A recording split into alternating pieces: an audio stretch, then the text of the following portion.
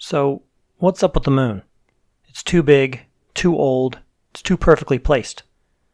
The moon's position is the difference between life and death for us on Earth. It affects our planet's rotation, orbit, and it controls the tides.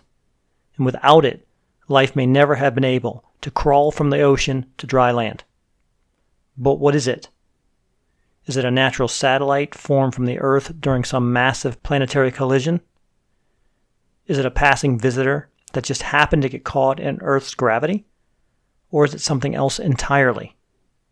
If you believe the History Channel, it's an alien spacecraft driven across the universe, parked in orbit long ago. Perhaps they're still there now, watching us. Prove me wrong.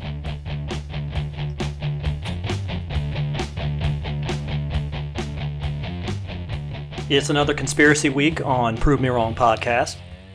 Today we're going to shoot for the moon, quite literally. We are going to explore an idea that kind of came into the public consciousness sometime around 1970. The idea that the moon, in reality, is not a naturally occurring celestial body. Potentially it's either hollow or it was artificially made. It's been kind of floating around out there for quite a while now, again, since the 70s, basically right after the time when the astronauts returned from the moon with a lot of additional data and things that, going to the moon actually posed a few more questions than it answered in some cases. So I have with me today the greatest conspiracy theory mind that I could come up with on short notice, Mr. Steve Calger. He questions everything, and I like him for that. So Steve is going to be talking through it with me. He's also kind of up to date on the hollow moon theory, or the Spaceship Moon, however what you want to call it. And before we get started, though, I kind of wanted to just reset on the things that I think everybody, from the time that they are children and take their first look up into the sky, can visually see. So the moon in general, it's actually incredibly large in relation to the Earth than most of the moons in the solar system. It's actually the fifth largest moon in the solar system, and the Earth is one of the smaller planets. It's about 1/4 the size of the Earth, so it's an incredibly large satellite for the size of the planet. It's about 240,000 miles away. It has an almost perfectly circular orbit, which again is something that's which is kind of an anomaly. It has what we call a synchronous rotation, and what that means, that's why you're only seeing the face every night. Usually you look up in the sky every night and you see the man on the moon, and that's because of the speed of the rotation of the moon and the speed of the orbit are synchronized in such a way that as the moon turns, it is going around the Earth just as fast, so you never actually end up seeing what they call the dark side of the moon or the far side of the moon. You never end up seeing that. You're only seeing the face, the man. So that's also interesting, if nothing else. And that orbit and that rotation is slowing down, and actually the moon is slowing down the Earth's rotation. They kind of have that interaction with each other. I think every couple of years or so, it slows down our rotation about a second. It's not a huge thing, but there is an impact there. Without the moon in its place, in its proper place, the Earth would have a significantly different orbit, a different rotation pattern. Life would be incredibly difficult to survive. The moon actually keeps the Earth in place. Without it would wobble drastically to the point where the sun would be over the poles at some point in time, and the stability of life would be non-existent. It's incredibly essential that the moon be exactly where it is and rotate exactly the way it does for our life on Earth to exist. So how did the moon get there, and how was it formed? Well, there are a couple of universally accepted ways that the two bodies came into existence and into such close quarters. One of the previous ideas, there's basically three of them really. The first one was that the moon split apart from the Earth. There was some type of cosmic collision, and a piece of the Earth and that other body broke off, and they kind of continued to circle each other, and then as they were circling each other, they started to form planets again, and so the moon was formed from the debris of that collision. That was one suggestion. Another suggestion was that the moon is actually just kind of floating past got caught by the Earth's gravitational pull and fell into orbit from there. And then I've also heard a third one was just literally that it just spun out of the Earth. The Earth, was in a formative stage, and a piece of it kind of spun off and started a rotation and became the moon. So again, what we're going to talk about today is some of the anomalies from what you can see with your eyes, what has been a universal accepted truth for the majority of mankind, and what are some of the more recent findings that we have come back from the Apollo astronauts when they made their trips to the moon, some of the data that has come from that, and where that took us. So I know my open was a little long-winded today, but I really wanted to lay the groundwork for the discussion that was to come. So now I'll go ahead and I will reintroduce my studio guest here today, Steve Cowger. Steve is a free thinker and a truth seeker. He's never afraid to question the official story. So Steve, is there anything that I've said so far that you do not agree with, or anything that you feel you need to add a little more color to? Yes, you got a lot of information on there. There are a few other things in regards to the two Russians who came up with the hollow moon theory in 1970. Their hypothesis basically relied on the suggestion that a large number of the craters are generally assumed to be formed from meteor impacts. The small meteors are impacting okay, but the larger meteors are not leaving a big enough crater or a big enough impact zone for the size of the crater. And so the theory is that there is a shell underneath the surface of the moon that prevents the meteorites from leaving a deeper crater. Because the majority of the moon is, from what we know, is basalt, which is typically a pretty soft type of material, and it should be able to take those impacts. And to your point, the craters are so wide that they should not be as shallow as they are. That's correct. Right? They're so wide, but then they all seem to be uniformly shallow. So regardless of how big or how small the impact, the crater depth is basically universal. It's kind of the same. And then on some of those situations, like you're saying, there's also a concave aspect to it where it hits, and it should be just more of a crater shape. Instead, the actual impact is rounded upwards versus down. Right. Yeah. That's right. A couple other interesting facts in regards to the moon is the geometric center and the mass center are off. They're probably a minimum of a mile off, and there's a huge bulge on the dark side or the far side of the moon. Now, those two things taken into consideration should cause a wobble in the moon. Yet, the moon does not wobble. It's very stable. And so, that's kind of an interesting sidebar. The densest material on the moon also appears to be on the outside as opposed to the inside. So like on Earth, our densest material would be within the core, whereas the crust is less dense. So, there's a lot of interesting facts about the moon that I can go on and discuss. So let's talk a little bit about the Apollo moon landings. Okay. During those times, seismometers were installed on the moon, and they recorded what we call moonquakes. The moon was described as ringing like a bell. Now, when I say ringing like a bell, I don't mean as clang, clang, clang. I'm talking about seismometer readings, which are reverberations from something crashing into the moon. So when Apollo 11 deliberately crashed their lunar module into the moon's surface, it was claimed that the moon rang like a bell for over an hour. And those were recorded on the seismometers. And so the fact that the moon reverberates like that kind of leads one to believe that the moon is hollow on the inside. Right. So then so it happened initially by accident, right? It was the Apollo 12 that their lunar module redocked with their command module. And then as they were leaving moon orbit, they dropped it back. It hit the ground. It did happen to, just by chance, land near that equipment. It did vibrate for an hour, which then caused Wernher von Braun, who was the head of NASA at that point, to do an additional experiment with Apollo 13, where he did it on purpose. And he actually dropped it on purpose to see what would happen again. And in that particular case, I believe it rang for almost 4 hours. So they said it was more like a gong. So that led them to believe that there were, if not hollow, that there were huge caverns inside the moon because it did not react the way that it should if it was a solid mass. Take that also with some of the experiments that the astronauts did. They had incredible troubles drilling down into the moon's surface. When they did drill down into it, they came up with a lot of metal that they were not expecting.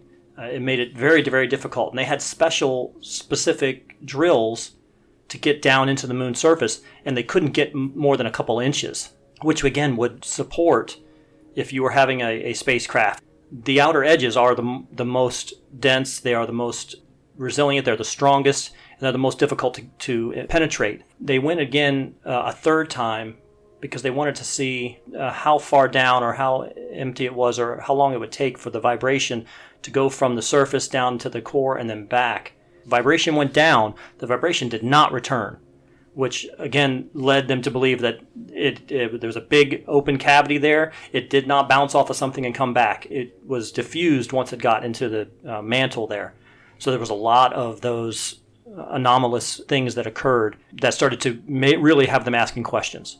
There's a lot of titanium on the moon. One of the theories is the reason there's so much titanium is when these meteors impact the moon, it's hitting that titanium shell, which kicks that titanium back out onto the surface from the impact. There's also been discovered a couple of elements which are very interesting, which is uranium-236 and neptunium-237. Now, uranium-236, which is not a naturally occurring element, it contains brass and miscellaneous spent nuclear waste and reprocessed uranium. So that's something that's not naturally occurring, yet it's on the moon.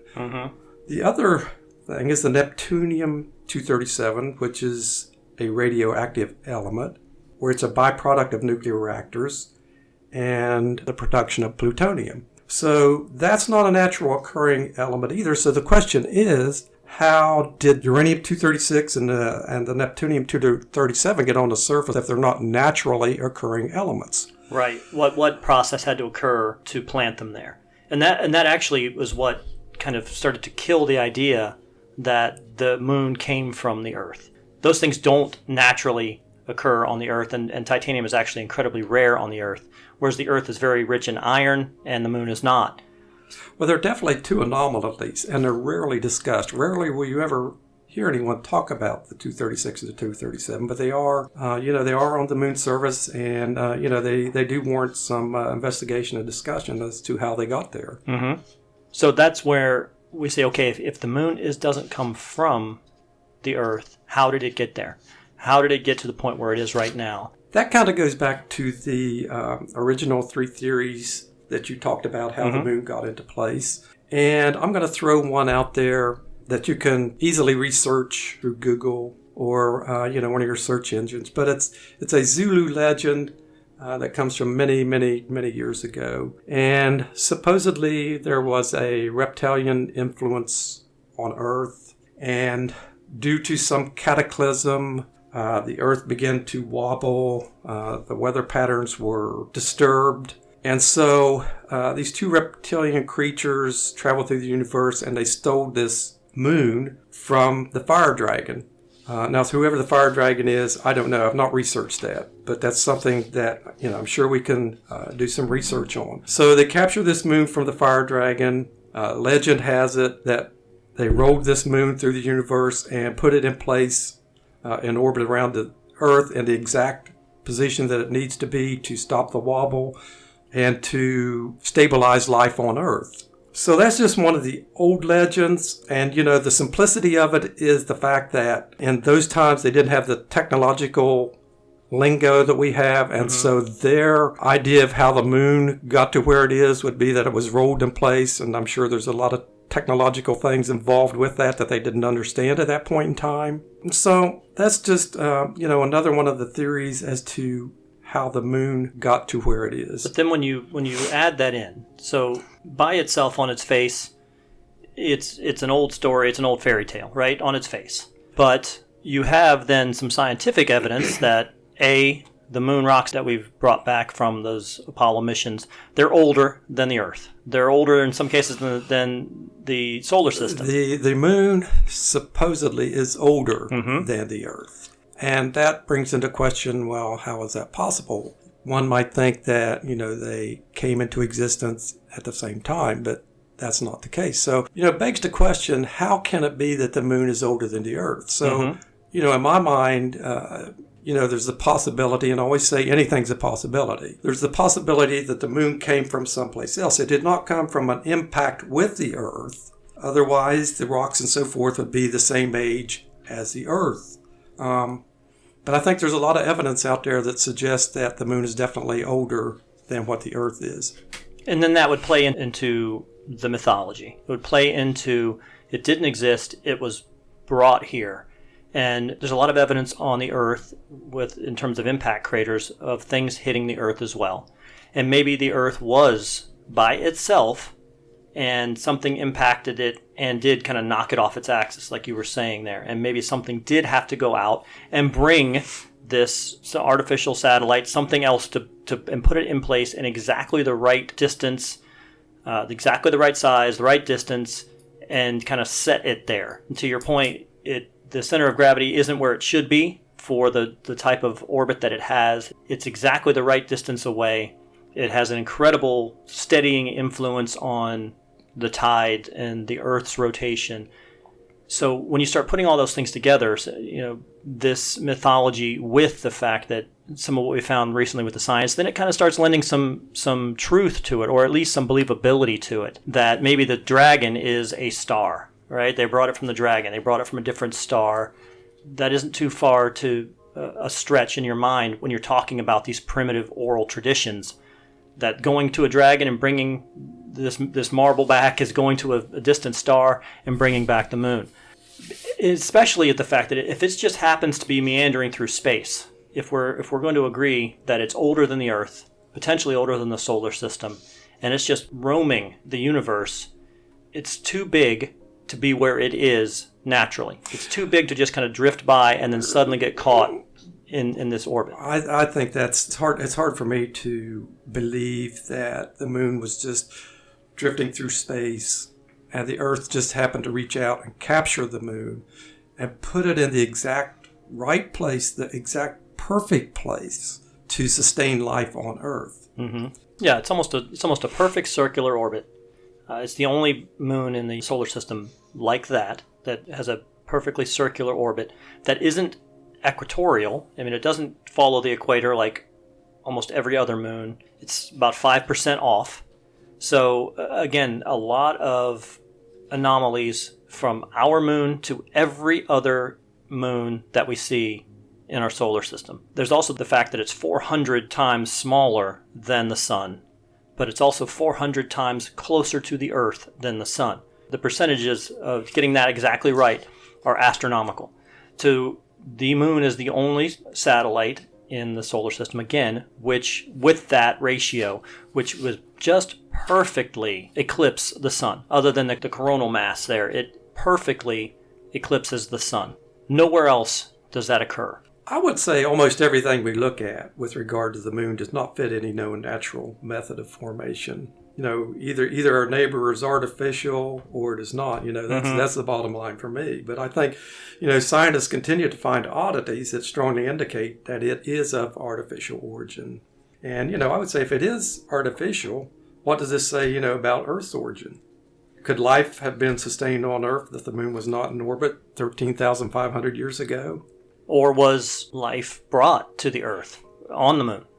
Is that a spaceship? Was it something that they were traveling in what better way to disguise a spaceship or some type of starship structure? What better way to disguise it than by making it look like everything else, like just a normal celestial body? Give it a hard outer shell. It gives it this ability to absorb impacts from asteroids, meteors in space. It's able to absorb those impacts on the upper crust, not really damage the interior. What better way of doing that? And again, if you're bringing it here and you're parking it there, they did a great job because they're only showing you one side. Only one side is ever being seen, quote unquote, the front. The front of the moon is significantly different than the back of the moon. The back of the moon is, if you're believing the astronauts, because they're the only ones who've seen it, much more cratered, much more rocky, a lot more potential impacts on that side than on the side that we are seeing, where it looks more like there's been lava flow, there's been some type of geological reaction going on there. The thought process there is on the backside, if you're hollowing out the moon, you're hollowing it out and you're pulling all that hot equipment to the surface, right, and you're dumping it on the other side. Correct. So those two sides are incredibly different, but we've never been able to see the other side. So if you're going to put it there and you're going to park it there, and the whole synchronous orbit to me is almost too perfect to believe, that you look up every day, every night, and you never see a different side. That to me is again something that's hard to believe. Well, they have found some hieroglyphs in Bolivia that would indicate the moon entered the Earth's orbit around 11,500 years ago to 13,000 years ago. So, there's definitely evidence in hieroglyphs throughout some of the ancient sites that, suggest the moon was pulled into orbit. And now you're going down a rabbit hole, Steve, because now there are also evidence and proof that around 11,000 or 12,000 years ago, we were in the middle of a pretty significant ice age at that point, and that the Earth was hit by some type of celestial, an asteroid, a meteor, something came down and hit the Earth. That's where a lot of, if you're talking about ancient civilizations or Atlantis, things like that, civilizations that were on the edge of what was existing then in terms of the oceans, then got covered, quote unquote, the Great Flood, biblical type of things that they're pulling all together, all from that impact. And there's evidence now that it did come down and impact in Northern America, right around in that upper Dakota area where the glaciers were 2 miles thick, 2 miles high. It hit those glaciers, flash thawed them, creating an enormous flood that the ripples of that are still present in the upper Northwest. It looks like it does on the beach, when the waves come in on the beach and ripples the sand. The ground looks like that on a massive scale. When you start throwing out these numbers that all kind of jive at the same time, there was no moon, we were in the middle of an ice age, asteroid comes down, hits these glaciers, the glaciers explode, floods the world, the oceans rise 400 feet based on the rapid heating of the planet, the wobble begins, something has to be done. Right. What do? We have to get something from somewhere else and bring it into place to steady us. So I think you might have certainly touched on something there. Yeah, that's kind of the rabbit hole that I'm in right now. So again, I go with the theory that anything's possible. Absolutely, doesn't necessarily mean it's truth or fiction. But anything's possible in my mind. But then the real problem with that is you have all these observations, but then scientists have been persuaded not to study the moon going forward. They've kind of been not necessarily bullied, but definitely encouraged not to continue to look at the moon, almost as if we're trying to have them keep some type of secret. So let's just go back to the Apollo landings for a minute. Mm-hmm. So the moon has been walked on by 12 people. The United States is not the first country to go to the moon, but the Russians actually put a satellite on the moon in 1959. The Americans are the only people who have put men on the moon. So there's been a total of 12 people, all American males. The first was Neil Armstrong in 1969. My question is, we've had 12 people on the moon. How much information do we have from those 12 people who were on the moon in regards to what's on the moon, what's not on the moon? What's the surface really like? What did they see? Well, and why haven't they gone back? And why haven't we gone back? Yeah. And why is NASA saying now that they lost all of the technology required to make it and erase the tapes? So that brings into question, a lot of things. Now, you talk about going down a rabbit hole. Well, I will say that when that first Apollo 11 landed, there was a 2-minute gap. And so they had their communications, and their communications went dead for 2 minutes. And they said that they've landed, the communication went dead. Now, every astronaut actually had a medical communication channel. It was a private channel just for them individually. And during that 2-minute time, they were debating whether or not they should get out of the module because of what they saw. And so Neil Armstrong, like you had said there, he actually, on this channel, they have the tapes that they released to the public, and then they have the tapes that they kept for themselves. And every astronaut that went up there, all 12 of those men that you're talking about, every one of them in their private channels mentioned seeing spacecraft, mentioned seeing structures, mentioned seeing buildings. Neil Armstrong himself mentioned seeing several spaceships lined up along the side of a crater looking at them. They saw something there. They were debating whether or not they should get out of the ship. And again, we talked about this previously when they came back, and they were able to come back and they had the press conference. And this should be the most important, greatest accomplishment that humankind has ever done. And they looked like they were in a court-martial situation. Yeah, very somber. Very somber, no smiles. You would think that having come back from, the moon, that when you were interviewed, that it would be an exciting experience. You would be, I don't know, it seems like it would just be elated to talk about that. Yet, they look very depressed. Mm-hmm. And so, I don't know, something just didn't look normal in that interview, that particular interview. Makes me think that, we're hiding something, either that or they were just frightened. Mm-hmm. They didn't want to alarm people as to what they saw, or even perhaps what was communicated to them while they were on the moon. They may have very easily been told, don't come back. I mean, that could have been the implication. Every mission had something. They're talking about something being inside the small craters. People that live in these craters probably never get out. When we get down to 8 miles, we're going to really look like we're down on top of them. All of these were the private conversations where they are talking about some type of life form being on the moon and not wanting them there, presumably. And that would speak to why it's been 47 years. We've already talked about the fact that there are so many minerals and materials on the moon that could be useful to Earth. All those things that are rich on the moon that we do not have much of, we could be mining all of that right now. Sure, we could be having a supply run to the moon and back every couple of years. Actually, I think there's a private company right now that has got permission. That's the only private company that's gotten permission to do this. They actually got permission, I think, from the government to go to the moon and begin mining operations somewhere around 2025. Mm-hmm. Don't quote me on a year.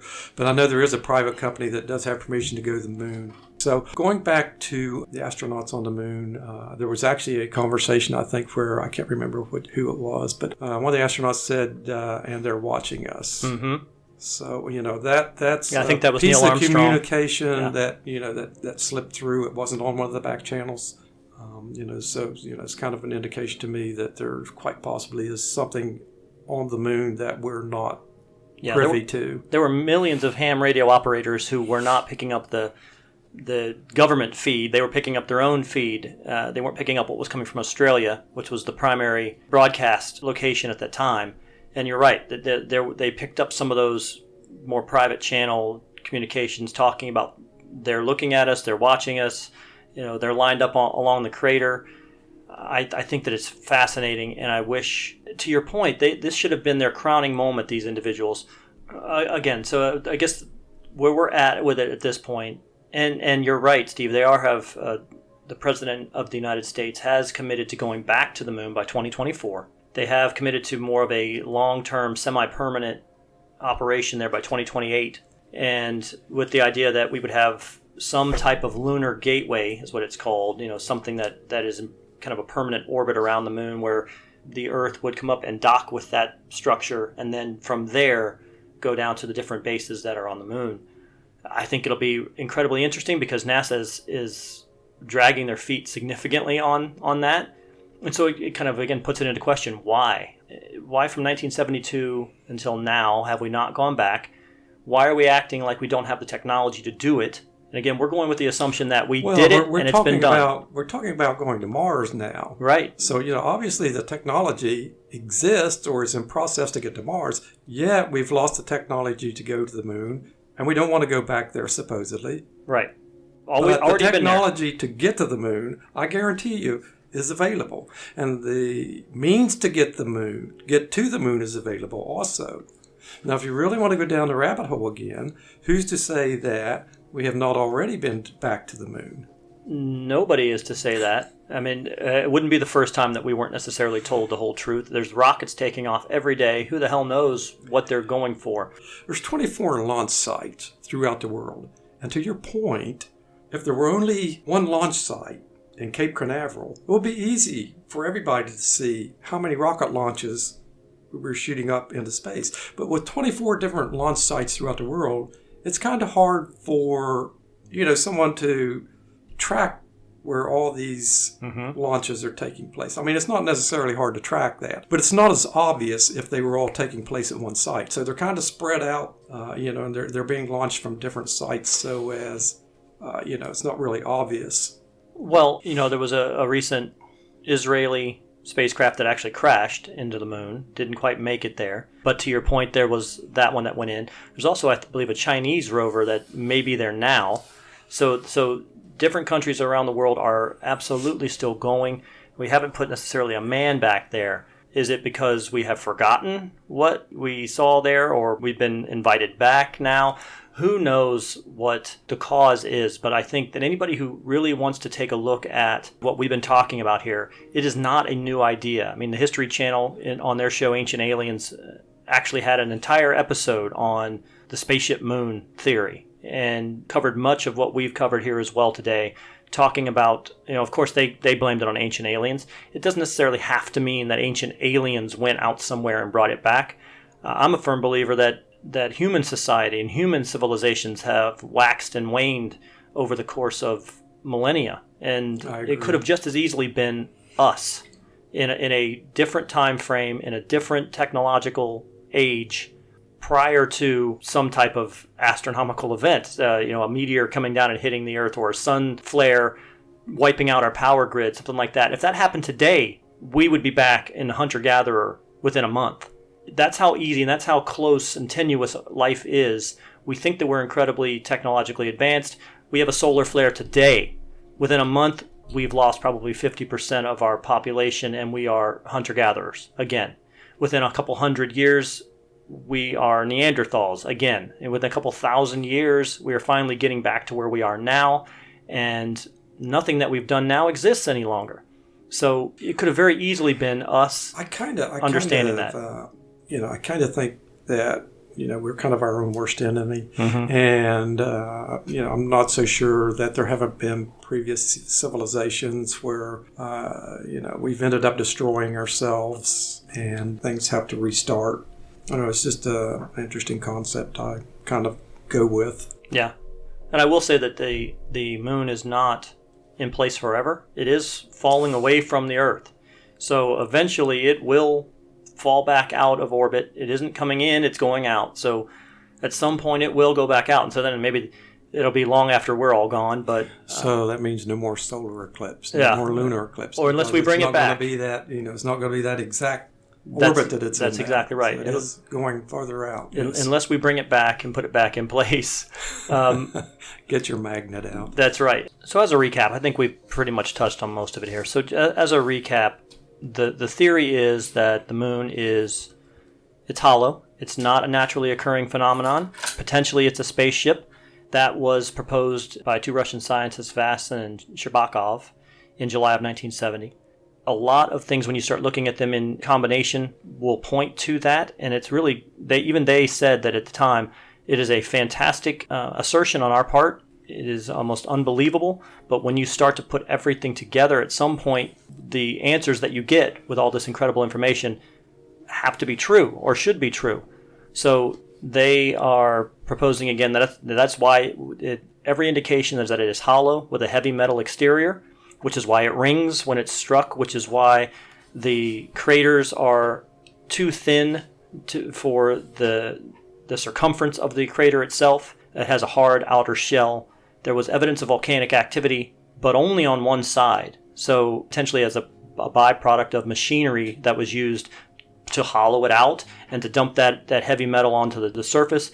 Another reason why there may be uranium, neptunium, and titanium on the surface of the planet, which are not naturally occurring, as well as some other metals which are not natural metals. You actually have to create them. Like, I believe tin they found are on the moon as well. Things that do not exist by themselves, you have to create them. I don't think anybody at this point thinks that those two bodies came from one. I think that anybody now who's looked at the information that's come back from the astronauts, it's kind of settled science that those two bodies are not the same. And so now they're kind of scrambling to find out, well, how did it get there? How did it get in that exact spot? No object of that size or that mass floating through space should have been captured by the Earth. It would have just kind of bounced off and kept going. It's parked in the exact location that it's needed to keep the Earth stable and support our life as it is right now. So it's just all an amazing thing. And again, if you want to look more into this, to Steve's point earlier, this conspiracy theory is all over the internet. It has actually been filmed in the History Channel. It's Ancient Aliens. It's season 11, episode 11. If you really want to look that into it, it talks about the Spaceship Moon. Again, they blame everything on aliens because that's what they do, but it very well could have been humans in the distant past trying to save our own planet. It would not be outside the realm of possibility that we would try to save ourselves. That would bring us up to another episode in the future where we can talk about the UFO landings at the Air Force Base in England, where one of the servicemen went out and physically touched the craft and received information that the people from that craft were from the future. Yeah. So Conspiracy Theory Week will continue. If you like what you've heard on the podcast, you can like us on Facebook. We have a Facebook page. We're also on a number of different platforms: Spotify, iTunes, SoundCloud, Tunein Radio. You can contact us through any of those platforms. We will answer any feedback that you have. If you have any other theories that you'd like us to research and discuss, or you'd like to discuss them as well, we can bring you on the show. We have a lot of opportunity, a lot of options there. We hope you like what we've done today, and any feedback is welcome. And for Steve, the Prove Me Wrong podcast, that's it.